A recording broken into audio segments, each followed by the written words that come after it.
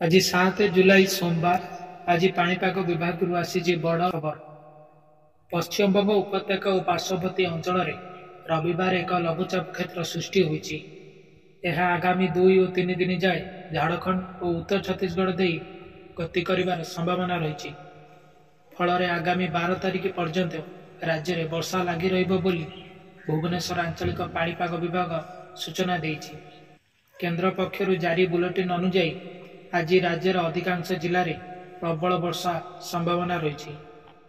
केन्दुझर, अनुगुल, देवगढ़, संबलपुर, सुंदरगढ़, झारसुगुड़ा, बरगढ़ और नुआपड़ा जिले में प्रबल अति प्रबल वर्षा हो पारे।